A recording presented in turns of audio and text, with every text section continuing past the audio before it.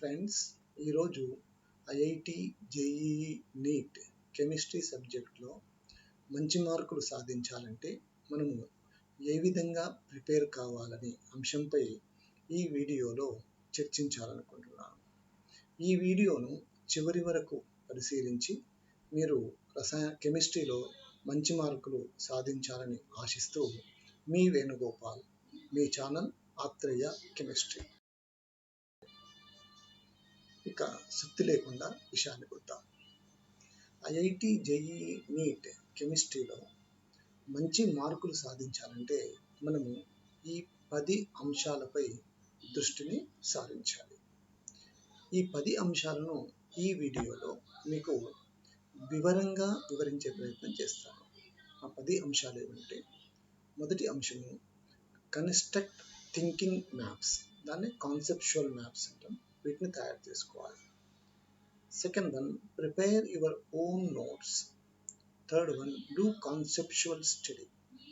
Fourth one, purchase good books for preparation. Fifth one, strategize your study. Sixth one, effectively managing time. Seventh one, solve NEET previous year question papers. Eighth one, focus on weaker section. Ninth one, indulge in little study breaks. 10th one, prioritize health. ఈ 10 అంశాలను దృష్టిలో పెట్టుకుని మీరు ఈ రోజు నుండే ఒక్క నిమిషాన్ని కూడా వృధా చేయకుండా ఐఐటి జేఈఈ నీట్కు సంబంధించిన సబ్జెక్టులపై దృష్టి సారిస్తే ఖచ్చితంగా ఐఐటి మనదే, దాంట్లో సంకోచించాల్సిన అవసరమే లేదు. కాన్సెప్చువల్ మ్యాప్స్ ఈ విధంగా తయారు చేయాలి. ఇక్కడ చూడండి, మనం ఒక ఇనార్గానిక్ కెమిస్ట్రీలో కెమికల్ బాండ్ అనేటువంటి అంశాన్ని తీసుకుని ఒక కాన్సెప్చువల్ మ్యాప్ని ఇక్కడ ప్రిపేర్ చేశాం.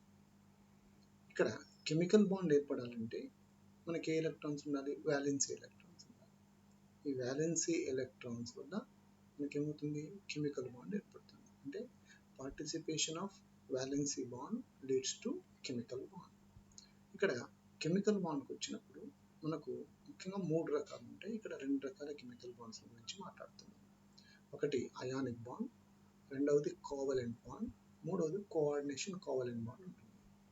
ఇక్కడ అయానిక్ బాండ్లో ఈ అయానిక్ బాండ్ యొక్క పూర్తి అవగాహనను మనము ఇక్కడ కొన్ని టేబుల్స్ ద్వారా సూచించడం జరుగుతుంది.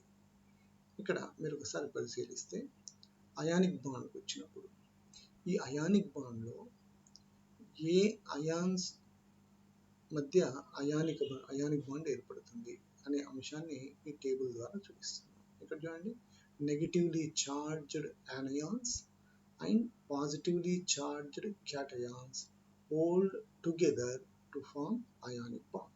ఈ విధంగా చేస్తున్నాం. అంటే ఒక కాన్సెప్ట్, ఇక్కడ అయానిక్ బాండ్ ఏర్పడాలంటే ఎలాంటి అయాన్స్ ఇక్కడ పార్టిసిపేట్ అవుతున్నాయి అనే దాని కాన్సెప్ట్ను డెవలప్ చేసుకోవడానికి ఈ విధంగా ట్యాబులర్ ఫామ్లో చూపించాం.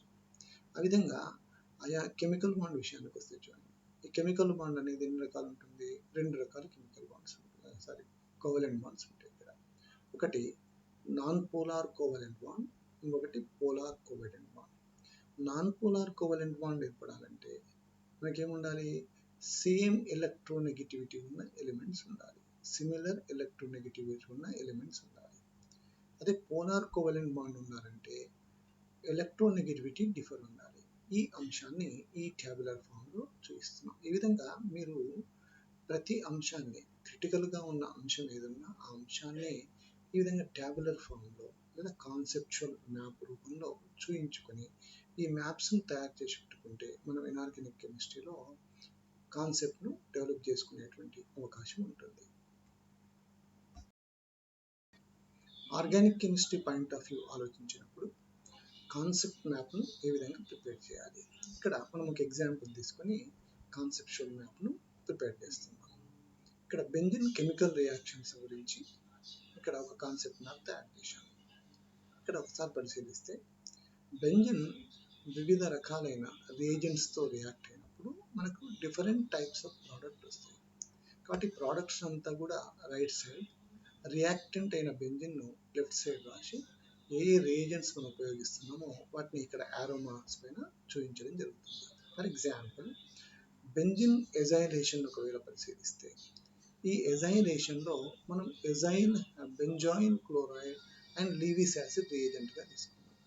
ఎప్పుడైతే బెంజిన్ను benzoyl chloride and Lewis acid సమక్షంలో రియాక్ట్ చేస్తున్నామో ఎజైల్ కాంపౌండ్ ప్రిపేర్ అవుతుంది. సిమిలర్గా చూడండి, ఇక్కడ రిడక్షన్ రియాక్షన్ ఒకవేళ పరిశీలిస్తే, బెంజిన్ను హైడ్రోజన్ ఇన్ ప్రెసెన్స్ ఆఫ్ ప్లాటినంతో రియాక్ట్ చేసినప్పుడు మనకు సైక్లోహెక్సేన్ ఏర్పడుతుంది. ఈ విధంగా రియేజెంట్స్ను యారో మార్క్ పై, రియాక్టెంట్ లెఫ్ట్ సైడ్, అదేవిధంగా ప్రోడక్ట్ను రైట్ సైడ్ చూపిస్తూ మనం కాన్సెప్చువల్ మ్యాప్ తయారు చేయొచ్చు. మీరు ప్రతి చాప్టర్లో ప్రిపరేషన్ మెథడ్స్, కెమికల్ ప్రాపర్టీస్ ఈ కాన్సెప్చువల్ మ్యాప్ ప్రకారంగా తయారు చేసుకుంటే మనము వీటిపై కాన్సన్ట్రేట్ చేయగలిగితే కెమికల్ రియాక్షన్స్ పైన కంప్లీట్ పట్టు సాధించడానికి అవకాశం ఉంటుంది. మనకు టోటల్గా ఆర్గానిక్ కెమిస్ట్రీ విషయానికి వచ్చినప్పుడు ఇలాంటి కాన్సెప్చువల్ మ్యాప్స్ మనకు ఒక 15 to 20 ప్రిపేర్ చేయడానికి అవకాశం ఉంటుంది. కాబట్టి ప్రతి చాప్టర్లో మీరు ఇట్లాంటి కాన్సెప్చువల్ మ్యాప్స్ ప్రిపేర్ చేయండి. వీటిపై కాన్సన్ట్రేట్ చేయగలిగితే మనము కెమికల్ రియాక్షన్స్ను ఈజీగా గుర్తుపెట్టుకోవడానికి, ఈజీగా రాయడానికి అవకాశం ఉంటుంది.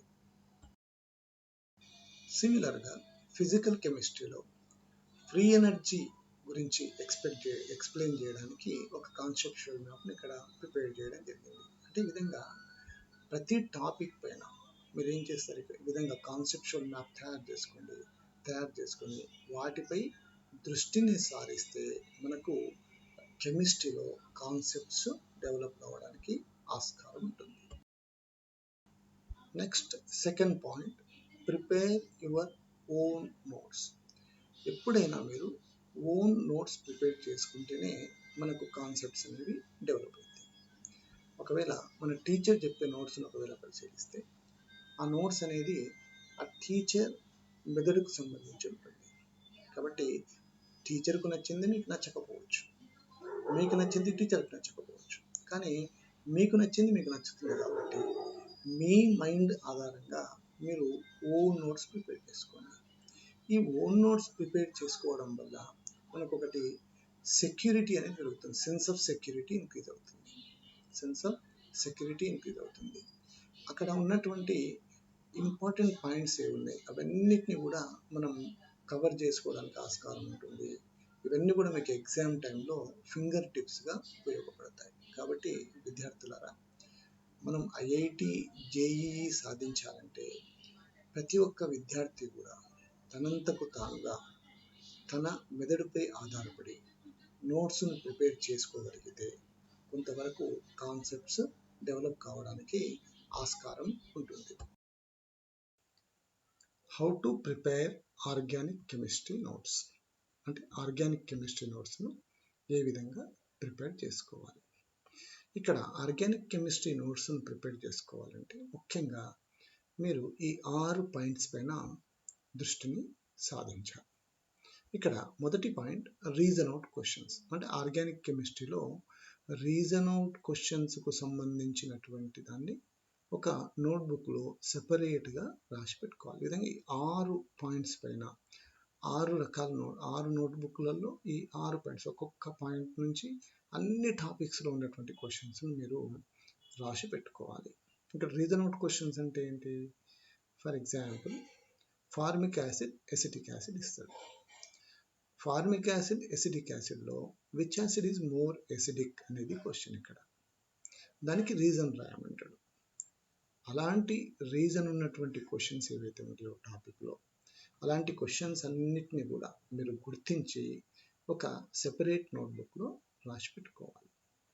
సెకండ్ వన్ వచ్చేసి ఐడెంటిఫికేషన్ టెస్ట్స్ లేదా డిస్టింగ్విష్ టెస్ట్స్ అంటాం. ఐడెంటిఫికేషన్ టెస్ట్ అంటే గుర్తించే పరీక్షలు, డిస్టింగ్విష్ అంటే సెపరేట్ చేసేటువంటి పరీక్షలు, వేరు చేసే పరీక్షలు.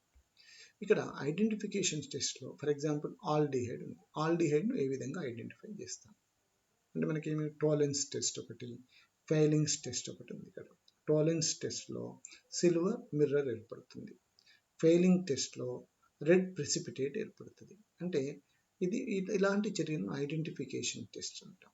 ఆ విధంగా ప్రతి టాపిక్లో ప్రతి ఆర్గానిక్ కాంపౌండ్ లేదా ఫంక్షనల్ గ్రూప్ ఐడెంటిఫికేషన్ టెస్ట్లు ఏమన్నా ఉంటే అవన్నిటిని ఒక సెపరేట్ నోట్స్లో రాసి పెట్టుకోవాలి. అదేవిధంగా డిస్టింగ్విష్ వేరు చేసే పరీక్షలు ప్రైమరీ, సెకండరీ, టెర్షియరీ అని ఉందనుకోండి.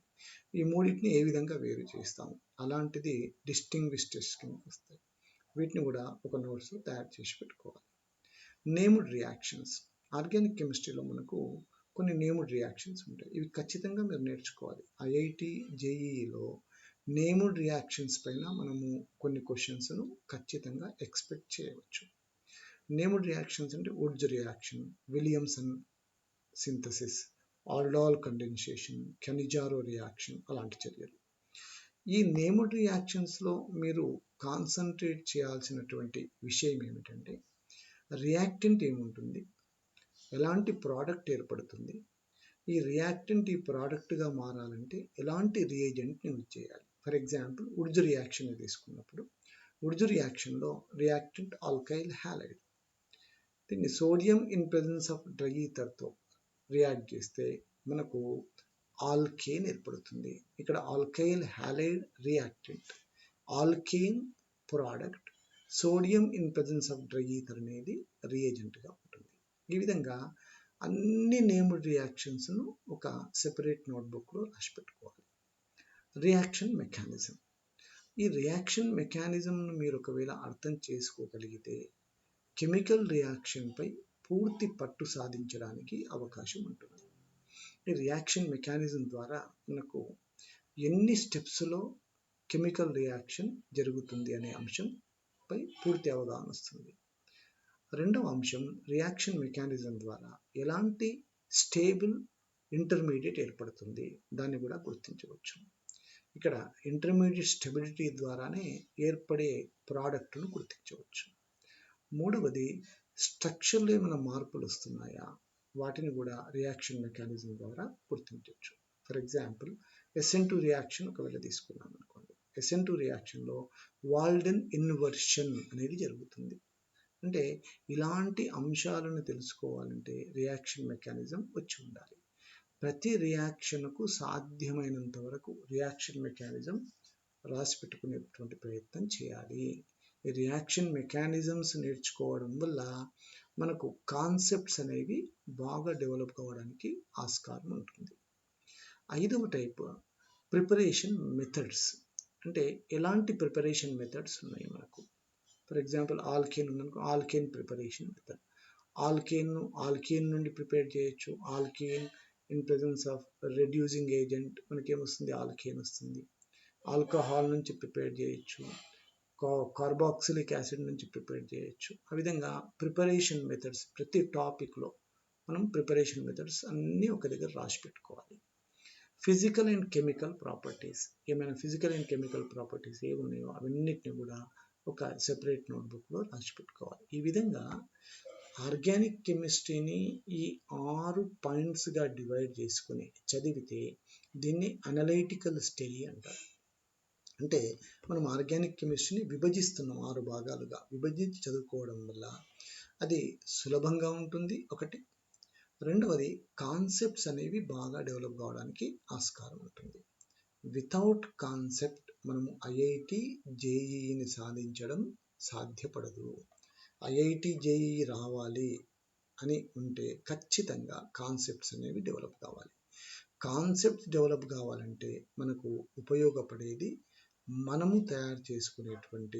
స్వయంగా తయారు చేసుకునేటువంటి నోట్స్. కాబట్టి విద్యార్థులారా, మీరు నోట్స్ అనేది మీ అంతకు మీరు కూర్చొని బుక్స్ రెఫర్ చేస్తూ తయారు చేసుకుంటే ఇది ఖచ్చితంగా మీకు ఉపయోగపడుతుంది. ఇంకో విషయం తెలియజేస్తాను. ఇప్పుడు ఒకవేళ మీరు మెటీరియల్ పైన డిపెండ్ అయ్యారనుకోండి, ఎవరైనా ఏదన్నా కార్పొరేట్ కాలేజీలు ఇచ్చే మెటీరియల్ కానీ లేదా మీరు చదువుకునే కాలేజీలు ఇచ్చే మెటీరియల్ పైన డిపెండ్ అయినప్పుడు ఆ మెటీరియల్ అనేది ఒక టీచర్ మైండ్కి సంబంధించి ఉంటుంది. ఇప్పుడు నేను ఒక నోట్స్ మీకు రాయించాను అనుకోండి, నా మైండ్ ఆధారంగా చేసుకొని మీకు నోట్స్ రాయిస్తాను. నా మైండ్ ఏదైతే ఉందో అది మీకు నచ్చకపోవచ్చు, నా ఆలోచనలు మీకు నచ్చకపోవచ్చు, మీ ఆలోచనలు నాకు నచ్చకపోవచ్చు, కానీ మీ ఆలోచన మీకు నచ్చుతుంది. కాబట్టి మీరు స్వతహాగా మీ అంతకు మీరు నోట్స్ తయారు చేసుకోగలిగితే అప్పుడు కాన్సెప్ట్స్ అనేవి ఖచ్చితంగా డెవలప్ అవుతాయి. మీరు కాన్సెప్ట్స్ బాగా నేర్చుకోండి, ఐఐటి సీట్ ఖచ్చితంగా మీదే. దాంట్లో ఎలాంటి సందేహపడాల్సిన అవసరం లేదు. Fourth point, conceptual study. ఎంతమంది చెప్పాను కదా, వితౌట్ కాన్సెప్ట్స్ మనకు ఐఐటి జేఈఈ సాధించడం లేదా నీట్ సాధించడం అనేది కష్టమైనటువంటి పని. మీరు ఒకవేళ కాన్సెప్ట్స్ను డెవలప్ చేసుకోగలిగితే మనం ఈజీగా ఈ రసాయన శాస్త్రం అనేటువంటి నిచ్చెనెక్కి ఉన్నత స్థానానికి చేరుకునే అవకాశం ఉంటుంది. ఇక్కడ కాన్సెప్ట్స్ అంటే ఈ విధంగా డెవలప్ చేసుకోవాలి. మనం ఆర్గానిక్ కెమిస్ట్రీని తీసుకొని ఎక్స్ప్లెయిన్ చేసే ప్రయత్నం చేస్తాం. ఫర్ ఎగ్జాంపుల్ మనకు ఇండక్టివ్ ఎఫెక్ట్ ఉందనుకోండి. ఇండక్టివ్ ఎఫెక్ట్ను మనం ఈ విధంగా చదువుకోవాలి. ఈ 5 అంశాలుగా చదువుకునే ప్రయత్నం చేయాలి.